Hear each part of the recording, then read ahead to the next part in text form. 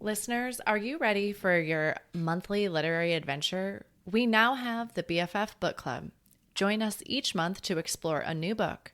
After reading, connect with fellow book lovers and meet the author in a live interview. Can't make it live? Don't worry. We'll send you the recording. You can find all the upcoming book club selections at www.bookishflights.com/read/BFF book club.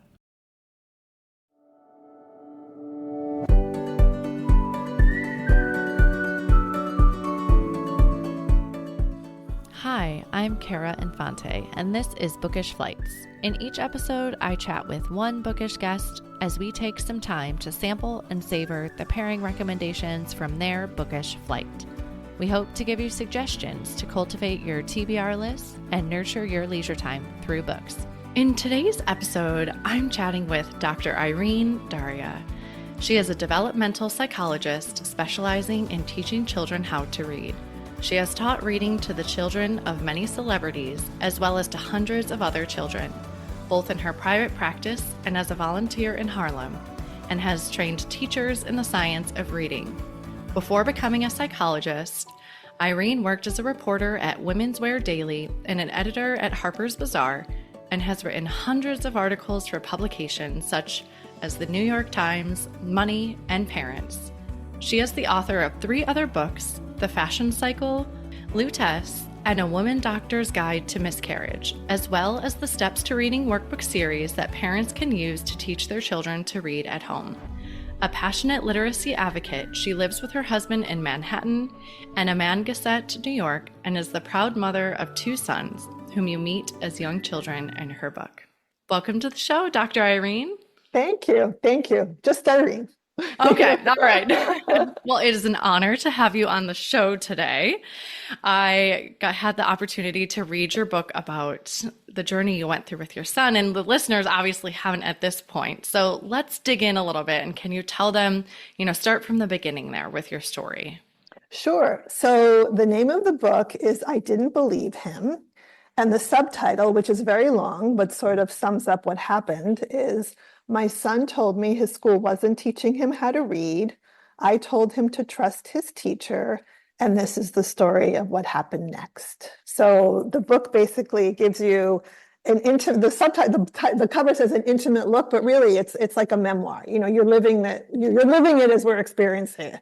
So an intimate look at how schools cause millions of kids to be struggling readers, and what you need to know to help a child succeed. So that's the book that came out of our story. But what happened was, so I'm now a developmental psychologist. At the time of this story, I was, quote, just a mom. I pause at saying that phrase because moms are so important.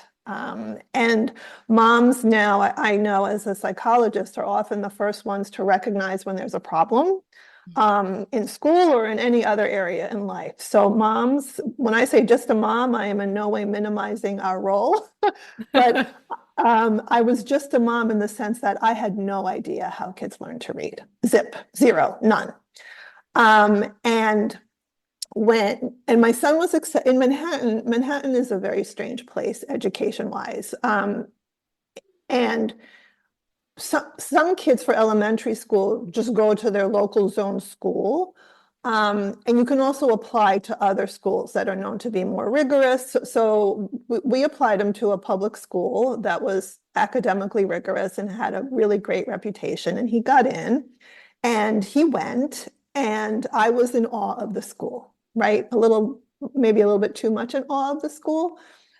And right, because you think, oh, they're doing everything right, because they have this great reputation. And your heart's probably soaring at this point, like, he got in. Exactly. Oh my God, did we celebrate? Oh, we got in. Yeah. My husband, took the letter in and out of the envelope like 3 times to make sure that, it's really true. Yeah. We got in. And so when he was 5 years old, he just started kindergarten. My son came home from school and he said, Mommy, my school isn't teaching me how to read. They tell us to look at the pictures and guess what the words are, Mommy, and that's not reading. How do you read? And just to give a little bit of explanation there, which I did not know at the time, his school was using a method that schools all across the country were using.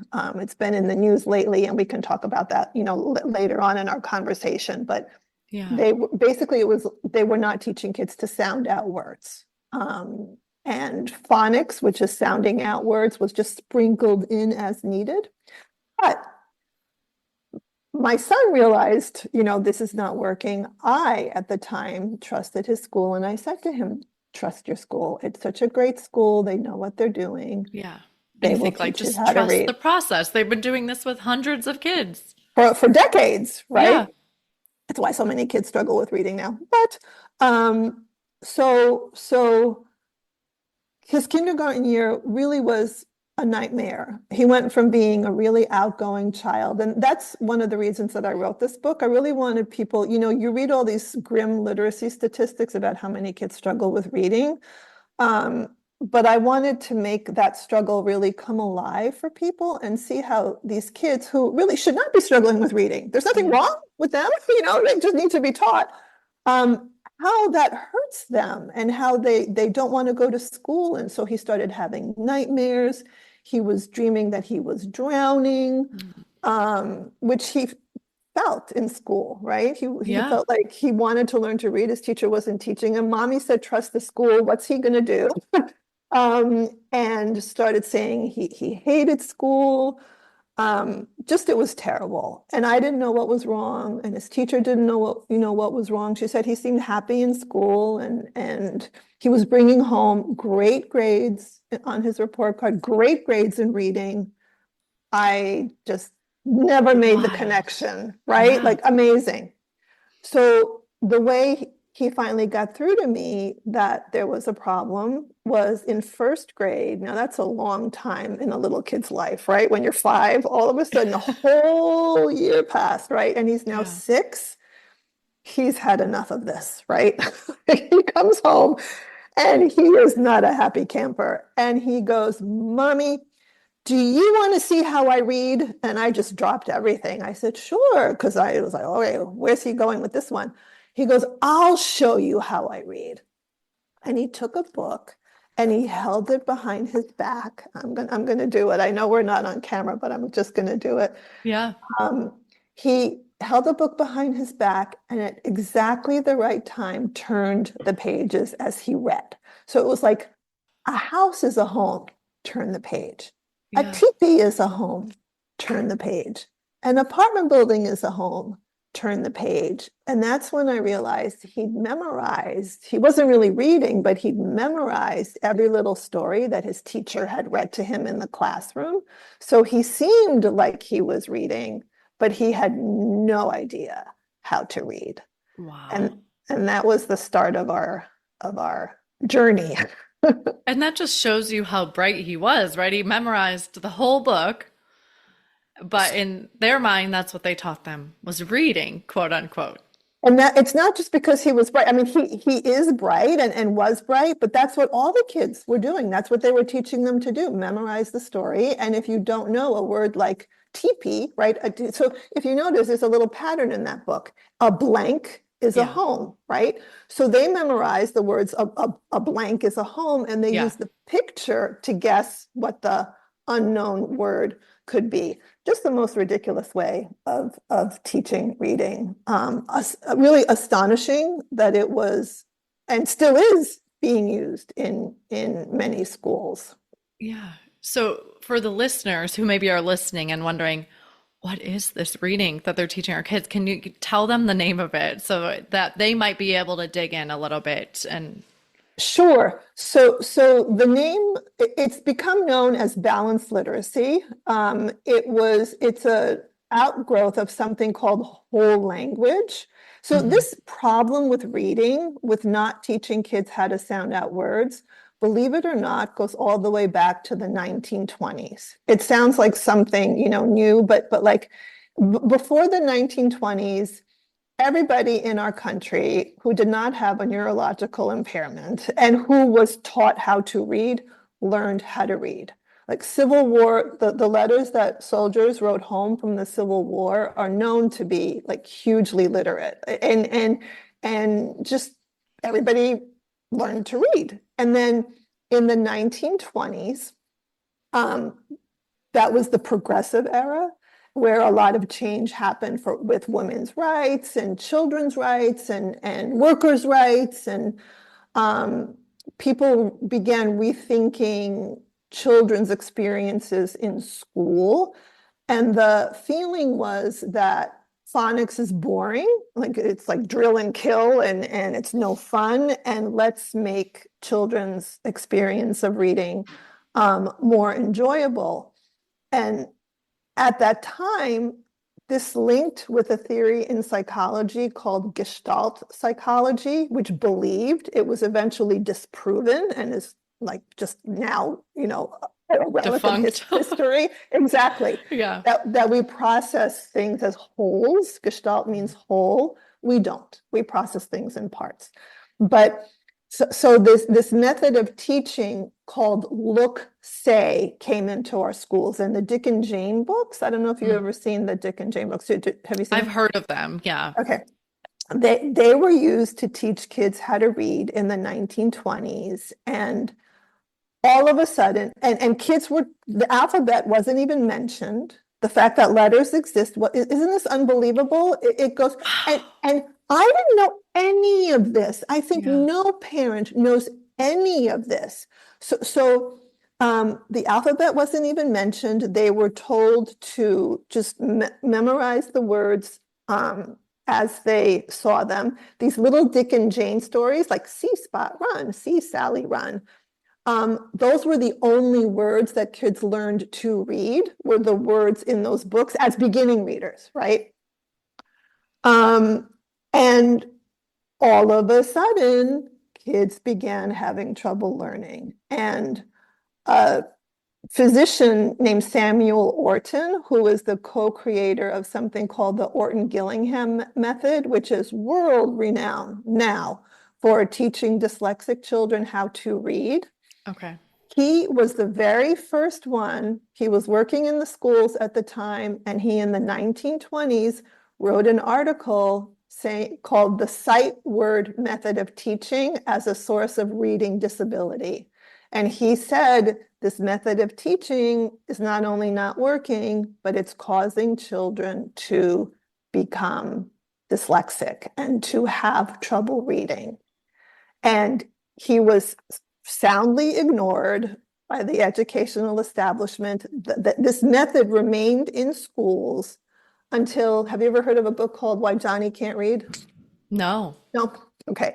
Came out in the 1950s, instant bestseller, and he wrote that, why all these children now were having trouble reading was because of this method of teaching. I'm going to shorten this because this is a very long story. Sure. But that method moved into something called whole language, which became the norm in our schools. And that method believed that we learn to read the way we learn to speak. Like we didn't fill out worksheets or learn about sounds, right? People just talk to us.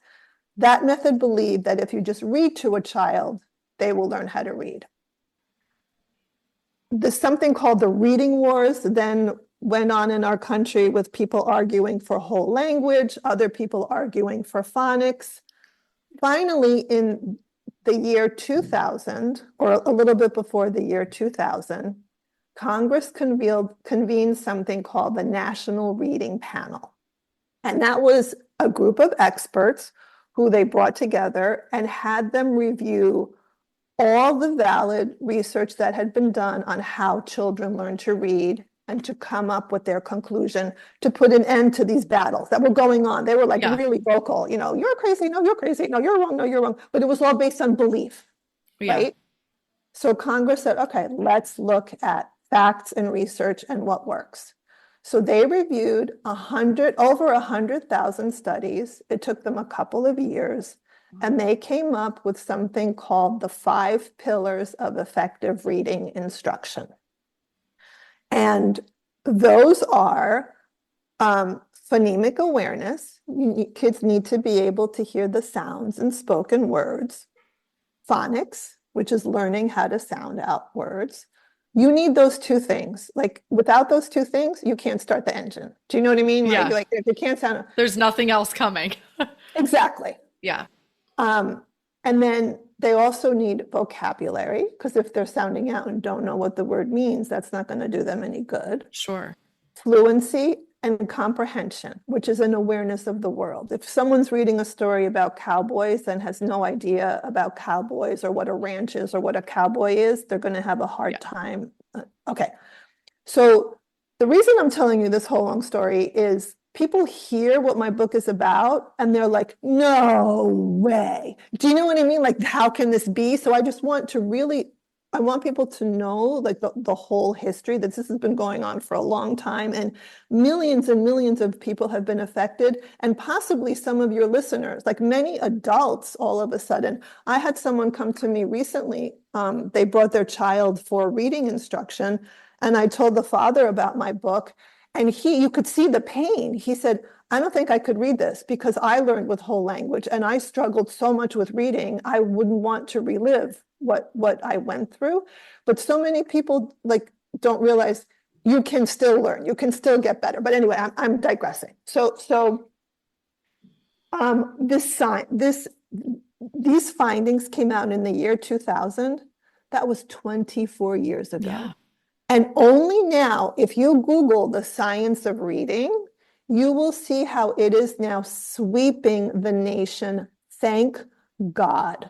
Yeah. Because of an article in a podcast that a journalist named Emily Hanford did at American Public Media in, I think it was 2016.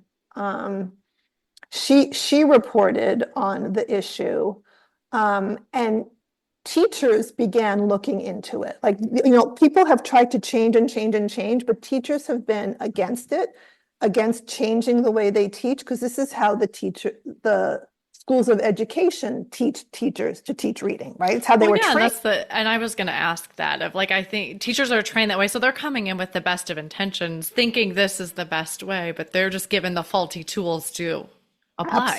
Absolutely. Teachers were as much victims as the children. And actually, my book is resonating. I am so amazed, so resonating with teachers. I thought teachers wouldn't like it, right? That they might take it as a criticism. Sure.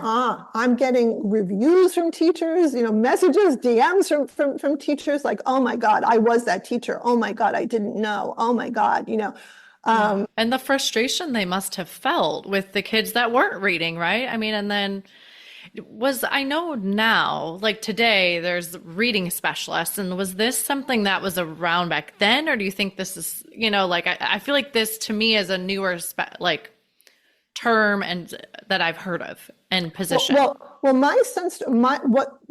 this happened to my son in the year 2007, which is a long time ago now. It's 17 years ago.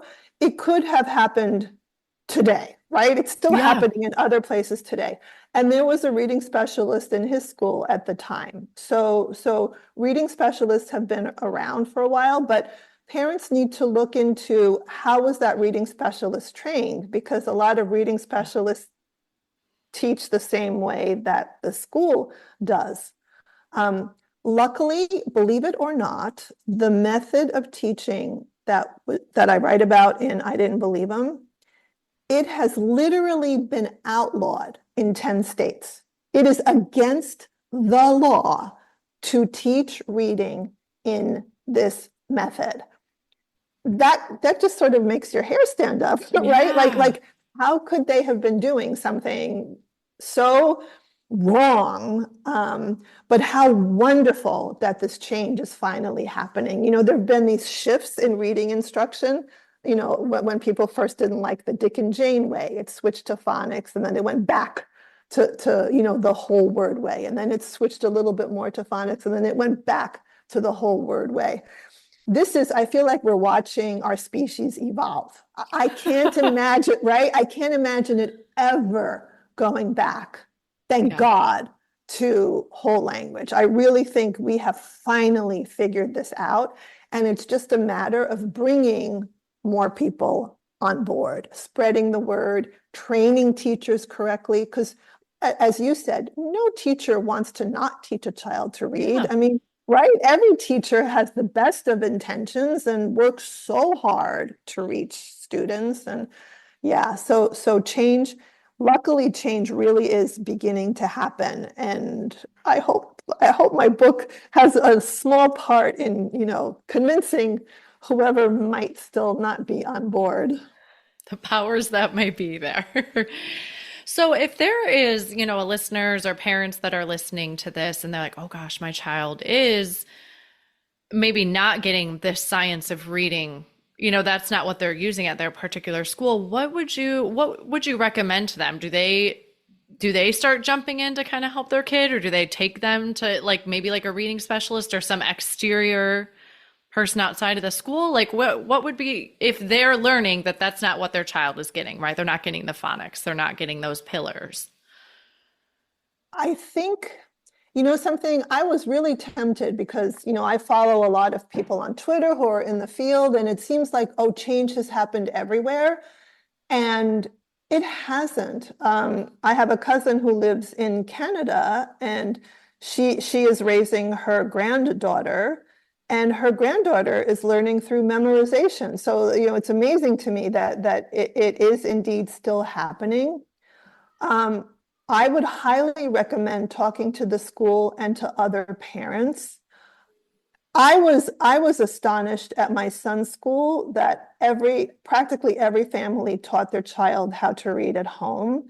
And the LA Times did an article on this topic. And the man who wrote the article, he was writing about his daughter was going, this method of teaching is a progressive method. It's like kids discover things on their own as opposed to being traditionally taught skills, Okay. right?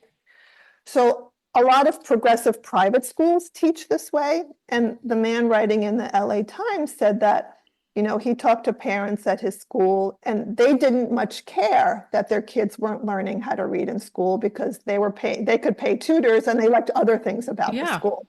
To me, that was like, really? Whoa.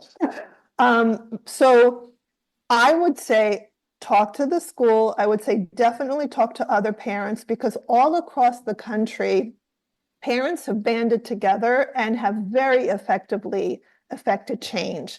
The NAACP has very effectively demanded for change in Virginia.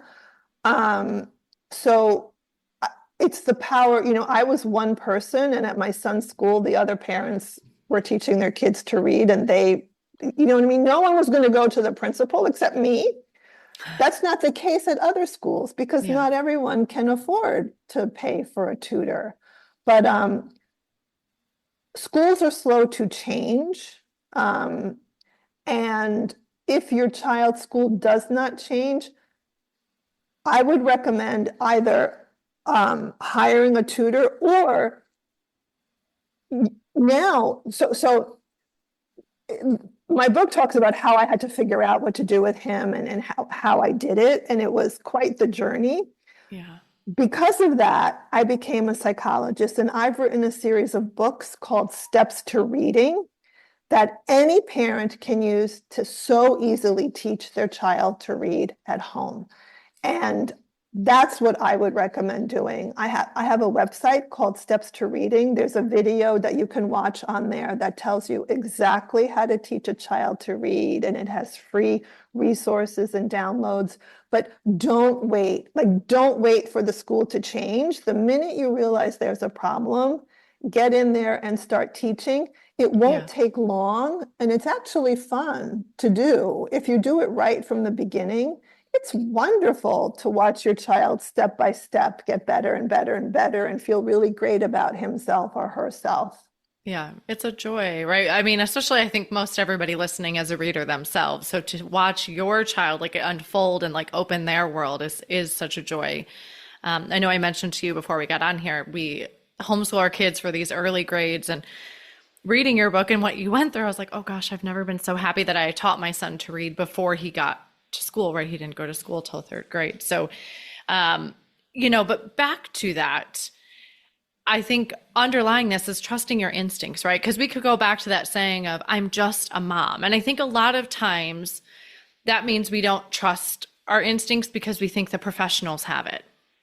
And I think, right, in everything you're saying, right, the school knows what they're doing, the teacher knows what they're doing. And it's like, if you recognize that it is not working or your child is voicing that, truly trusting yourself that you have the tools to help your child too.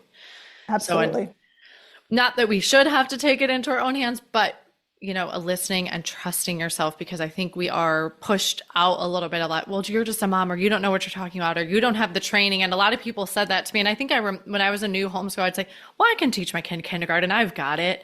Because there is a lot of pushback of, well, you're not the professional. Right. But I think there's a lot to be said of parental instincts. And we're the ones that love our kids most in this world, right? So we have the best of intentions for our own kids.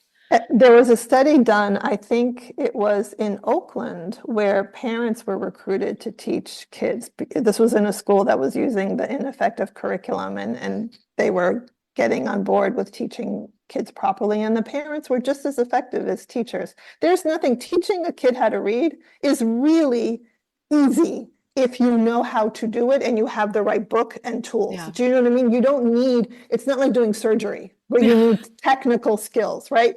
You teach them short vowels, and then you teach them, so there's a sequence. It's something any parent who speaks English and can read can do. Yeah. I love that. There was one heartbreaking part I felt of your book where they wanted to have your son evaluated for the learning disability. This was the route that they were pushing down, and they kept saying, well, this will justify our means to give you the specialist he needs. And just what a heartbreaking road that must have been for you, and not wanting your kid to get this label on them, but having almost to surrender to get the services you needed. Right. That just broke my heart. They were sure it wasn't just to get him the services that he needed, which eventually, they honestly believed something was wrong with him. Do you know what I mean? They weren't doing it. They were not doing it just because it would qualify him for services. And that's something else parents need to be aware of, that schools tend to blame the child. Instead of saying, are we doing something wrong, or can we do something, differently? They say something's wrong with the child. And that's something else I think it's important for parents to know, because parents ask me this all the time. Well, how can we tell? How can we tell if it's, our child or the curriculum? And the way you can tell is, does the child make progress? Like I had a family come to me with a child a couple of months ago, and they wanted to evaluate him for dyslexia. And I said, hold your horses, wait a minute, because you don't know how he was taught. Let's teach him. Let's see if he makes progress. And if he makes progress, there's no need to evaluate him for dyslexia. Oh my God, did he make progress? And not only did he make progress, his school actually was teaching him correctly, but the mother was doing it incorrectly. The mother learned so like anything else in life, skills with reading fall on a bell curve, right? You have one extreme, you have another extreme, and most people are somewhere in the middle. So some people need a very systematic exposure to phonics, or they will not learn how to read. Some people just intuit it. You've heard this, you read to some kids and they do pick it up just by being exposed to it.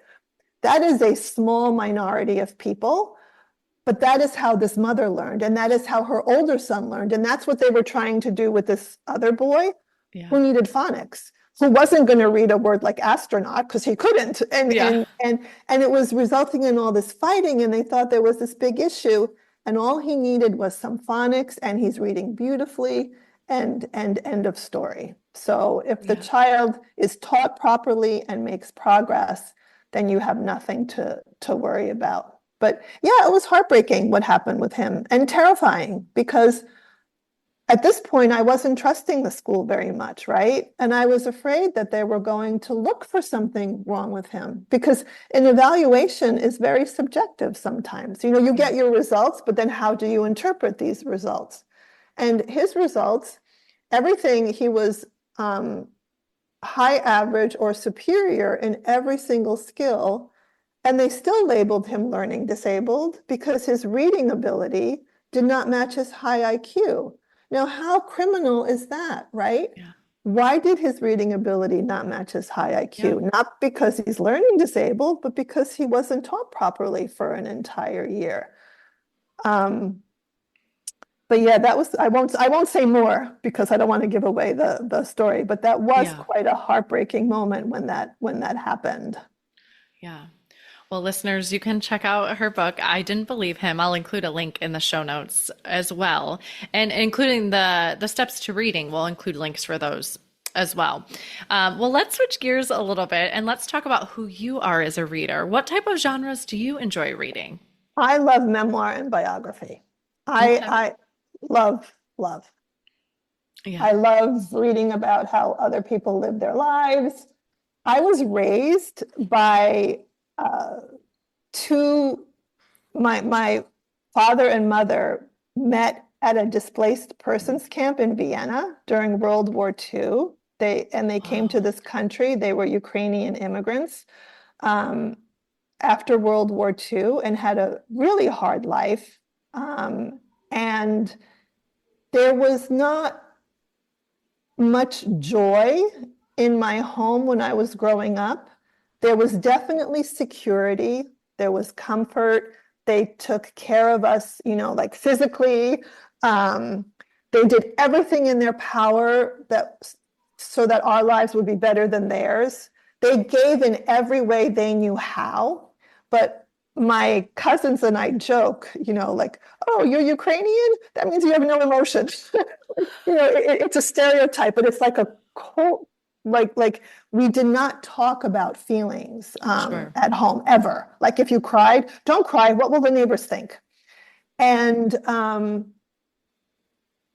I felt a little bit like I was raised by books and raised by magazines. At the time, there were these magazines that talked about things like, oh, you always be who you are. Don't wear a mask because then the person who would like who you are won't recognize you because you have this mask on. I'm talking, this is like, as a teenager when you're like Sure. figuring out how to live your life and who you want to be.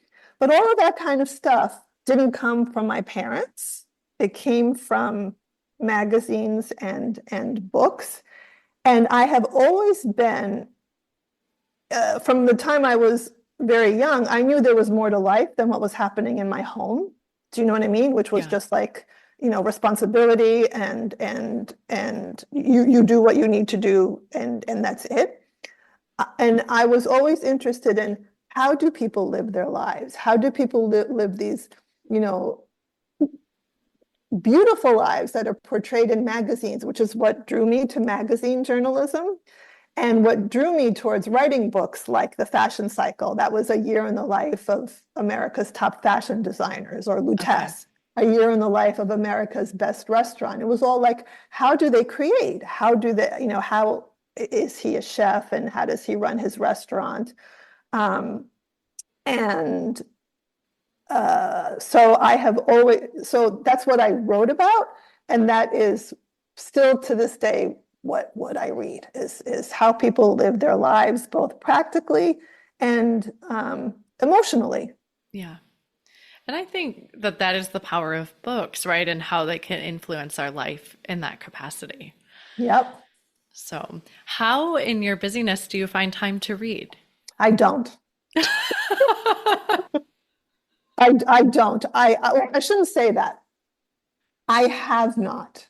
I adore reading. And I think, so I had not read a book probably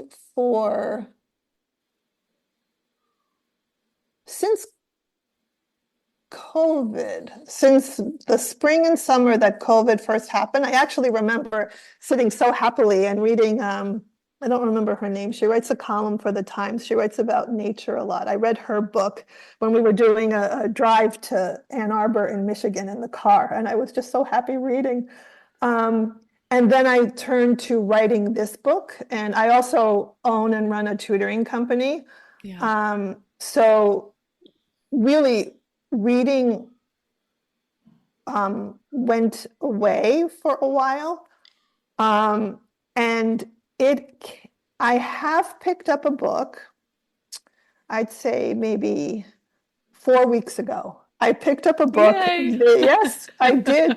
And my older son is living with now. He just moved in with his girlfriend. He's living with someone, and she's reading Colleen Hoover. I was like, "Who's Colleen Hoover?" And she looked at me like I had two heads.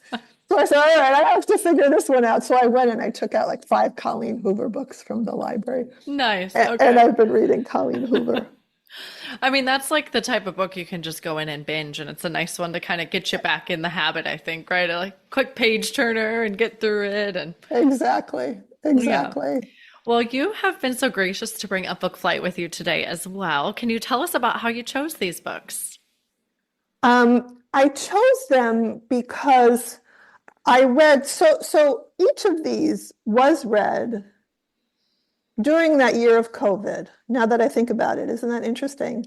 And each of them spoke to me and helped me both during COVID and helped me very much with the process of writing. I didn't believe him. I felt supported by each of these books, and like I could really relate to much that was in the books. And I thought they were beautifully written. I just, these are books that I tell everyone. Oh, if someone says, "Oh, what's a really good book that I should read?" These are the books that I tell people. Yeah, you have your go-tos. Yeah, so that's how I picked them. Okay, so what's the first book you brought today? So the first book is This is the Story of a Happy Marriage by Ann Patchett. And Ann Patchett, I think, is more well known for her novels, for her fiction, but this is one of 2 collections of essays that she has written. And she is a brilliant essay writer. And not only are the essays well crafted, but she is so open and so vulnerable in them and honest. That they are a joy to read. And so one of the essays that spoke to me when I was working on I Didn't Believe Him is called The Getaway Car. And the subtitle for that is a practical memoir about writing and life. And it tells the story of how she became a writer and her advice to, I think anyone who wants to be a writer should read this essay. Okay. And it is called The Getaway Car because at the time she was writing her first novel, she was working as a waitress at TGIF, and creating this novel while she was, as she puts it, putting parsley on plates and waitressing. And she has a lot of wonderful advice in it, which applies even if you don't want to be a writer. So I'm going to read a little, I have to thank you for this podcast because I've actually listened to your podcast and enjoyed it. And because I was putting this flight together, I looked back into these books and I had so much fun today. Oh, I love that. Parts of this. Like a book scavenger hunt. Exactly. So here's what she says about writing in The Getaway Car. Writing can be frustrating and demoralizing, and so it's only natural that we try to put it off. I have a habit of ranking everything in my life that needs doing.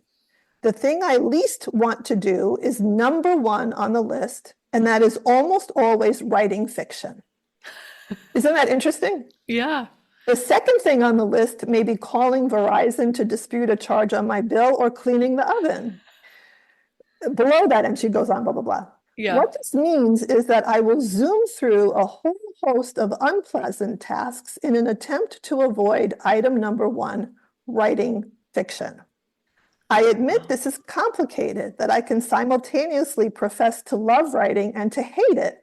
But if you've read this far, you must be pretty interested in writing yourself. And if you are, well, you know what I'm talking about. So, and she gives a little bit of advice in this essay, which I actually clipped out and put on my desk when I was writing. I didn't believe them because writing is hard, and sometimes you get stuck, and sometimes it's like, oh my God, should I be doing this? So I'd be spending the whole morning doing this. Sure. And she just, recommends you sit down at your desk, you dedicate a certain amount of time each morning, you do nothing else, and eventually it will get done. And that's what Jerry Seinfeld does too, by the way. He dedicates the morning to writing comedy. He can do nothing else. He doesn't have to write, but he doesn't allow himself to do anything else. And sometimes the writing happens, and sometimes it doesn't. And this can apply to anything in our lives, right? Even your listeners who don't want to be writers, like now, I'm marketing my book, right? And I would like to do presentations at bookstores and libraries to parents on how they could teach kids to read, because this is my mission in life now, to reach families so that this doesn't happen to other kids. I don't want to write those emails to the bookstores and the libraries and would you be interested in having me? But rereading this again today, it will help me. Okay, dedicate 1 hour every day and then just move on. And, something will come of it. So I thought so that was very practical advice that helped me. But I read her essays for the sheer joy, because she writes about many other things. I'm going to pick up the book, and now I will have more time that the book is published and all that. I will definitely reread it because it's just a book. As you said, you can pick it up, you can start again, wherever you are. And it's just really such a pleasure to read. Yeah. It sounds like a delight. I was like, and I didn't know she has some essay collections out there, so I definitely have to pick that up. I do have a friend, her name is Esther. She was recently on a podcast, maybe like 107, but she talks about pleasure stacking. And basically, she's like, I don't ever have time to watch reality TV, but I put it with like the 1 hour, whatever hers is, right? I don't know if it's marketing her podcast or whatever, but she's like, I put it with the one thing I don't want to do in the week is I get to have reality TV on in the background. And that's when I spend my hour doing whatever it is like that. What's that number one task on your list? And it's like, oh, I've never heard that term pleasure stacking before, but that's a really good, give yourself the guilty pleasure while you do the 1 hour work of thing you don't want to do. Yeah, that's a great idea. Yeah. So, all right. Well, and then what is the next book you brought today? So the next book is Year of Yes by Shonda Rhimes. And she is the creator of Grey's Anatomy and many other successful TV series. And she is very introverted. And her sister said to her one Thanksgiving, oh, you never say yes to anything. And she sort of heard those words, but didn't really process them. And then a few weeks later, she was told that she would be sitting with the president and the first lady in their box at the Kennedy Center. And so she did, and it was one of the most wonderful evenings of her life. And she woke up a few days later in the middle of the night, realizing, oh my God, if the only reason she did it was because they told her to do it. If they had said to her, do you want to sit with the president and first lady? She would have said no. And she thought, why would she have said no? Because she was afraid. And she realized she was holding herself back from so many things in life because she was afraid. And I guess, it's funny, this book, the reason this book meant something to me in the past, and it means something to me, means something different to me now, which is interesting. This book unlocked for me writing again. I read this book and it was so beautifully written. She was so on the page. She was so just talking to her reader naturally. There wasn't any, stiffness. Again, such a pleasure to read this book. And I thought, because I was looking for my voice and I didn't believe them. I didn't want to write this heavy, heavy, heavy book. I wanted to be enjoyable to read, but it can't be too much fun to read about a kid who failed to learn in school. You know what I mean? But because of this book, I was able to work my way into finding my voice for I didn't believe him. So it held great meaning to me. And when I reread parts of it today, the parts that stuck with me were the parts about fear. Why do I not want to write these emails to the bookstores and the libraries? Because I'm afraid they're going to say no, thank you. And then it's like, all right, so they'll say no, thank you. I'll move on and do something else. Someone's going to say yes. But, how fear can hold all of us back from doing or starting, what we want to start. And I'm sure it's the same with Ann Patchett, why she avoids fiction, right? It's the fear. Is it going to happen this morning? Is it, am I going to write? So that's book 2.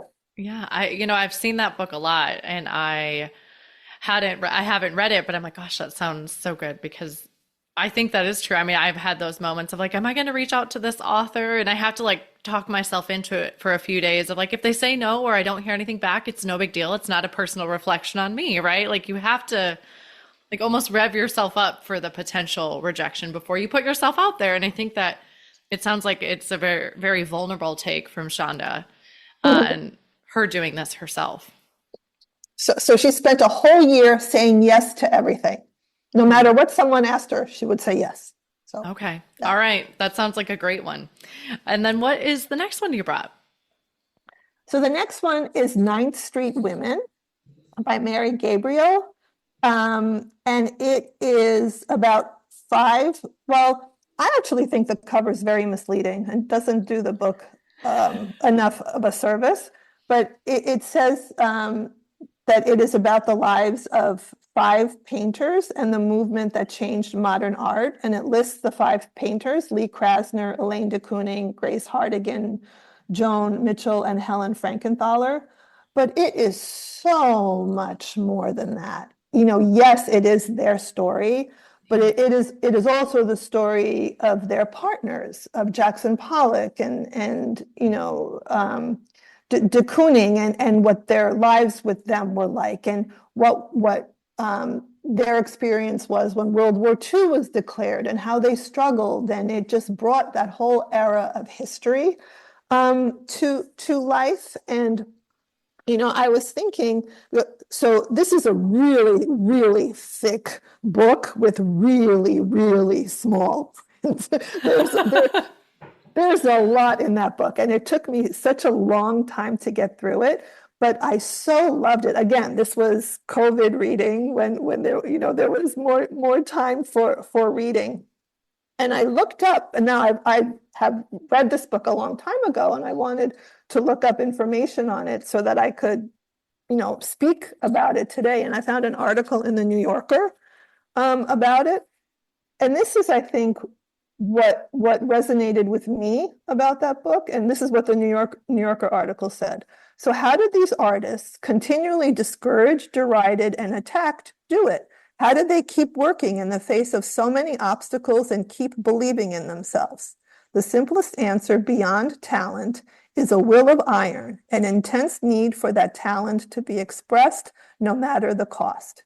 So when I read this, I thought, wow, there really is a pattern in these books that I am picking. I picked them because I liked them, and they meant something on the to surface. Me. On the surface, right? But you start, looking underneath, it's like, wow, in each of them, and probably in every memoir, there are challenges. And I think that's what books do for us. It's what fiction does for us too, right? The character overcomes challenges, and they rise to the occasion, and that inspires us to be strong in our lives and to realize that everybody has these challenges to overcome. And how boring life would be. My husband and I went to a wildlife refuge a couple of months ago, and these poor animals were injured in the wild, and they were just in their areas. And I said to him, how sad.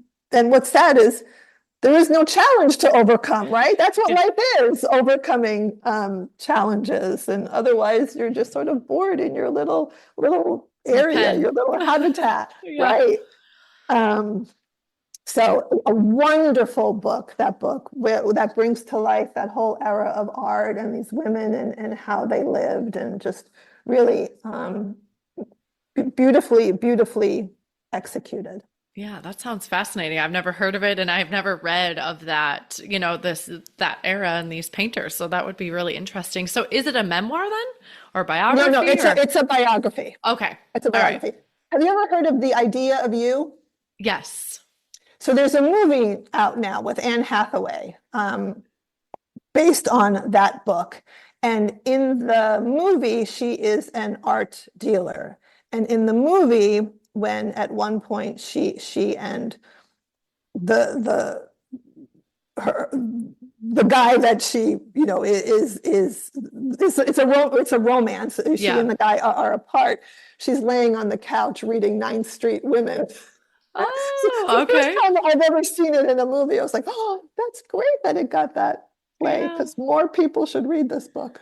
I love that you brought that up. That that book was not the Ninth Street Women, but The Idea of You was in the very first book flight we ever had on the Oh, show. wow. Yeah. Wow. So that's a really fun connection. I just have been going through, because it's going to be the second anniversary in like 2 weeks. So I've been going through all the old episodes, and that was one of the very first books we talked about on here. Oh, congratulations. Yeah. 2 years. That's wonderful. Thank you. Okay, so and then you have a dessert pairing for us today. So what is the last one we have? So the last one is Signal Fires by Dani Shapiro.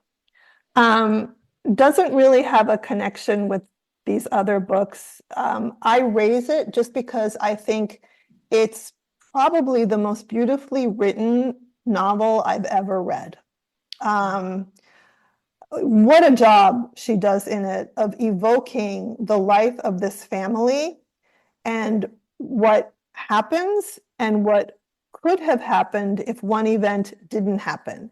And she moves back and forth in time. My husband couldn't read it. I said to him, you have to read this book. It is so beautiful. And he started reading it, and he looks at me, he goes, it's so sad. Oh, yeah.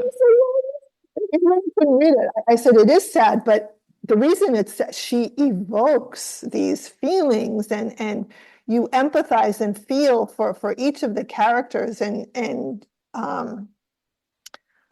in one of the scenes, a father is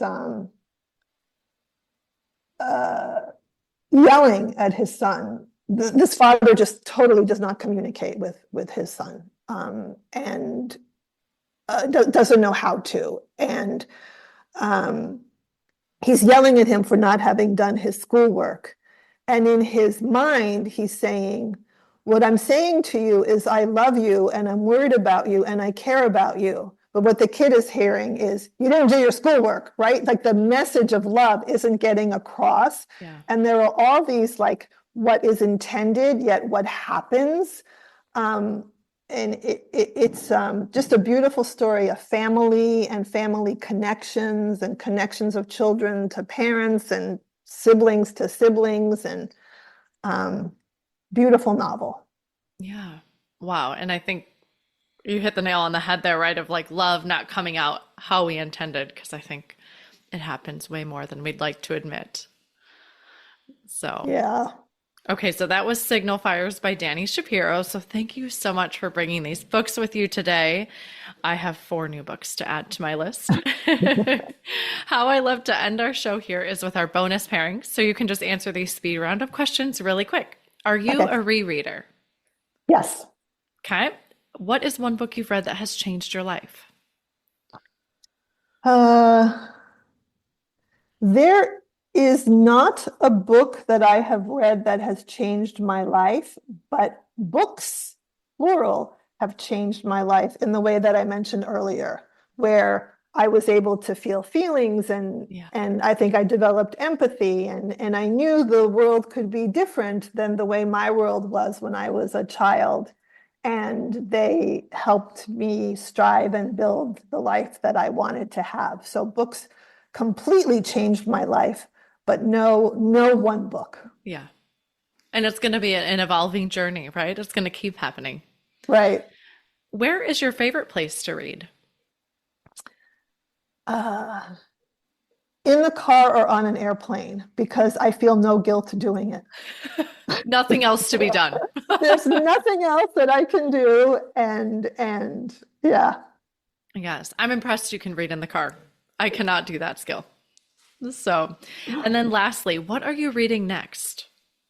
I am going to reread Anne Patchett's The Story of a Happy Marriage. And I am reading a book by Colleen Hoover, whose name I don't remember. Those two books. Awesome. Well, I hope you enjoy those. And I thank you so much for coming on the show today. I know your time is precious, and I appreciate all you've given me. Sure. Thanks for having me. You are welcome. Thank you so much for listening to this episode today with Irene Daria. To see all the books we've talked about on the show today, head on over to bookishflights.com.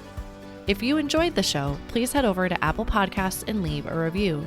Your review not only helps the show, but it also helps the podcast to reach others. Make sure you are subscribed on Apple Podcasts or Spotify to make sure you will not miss an episode. That's it for today.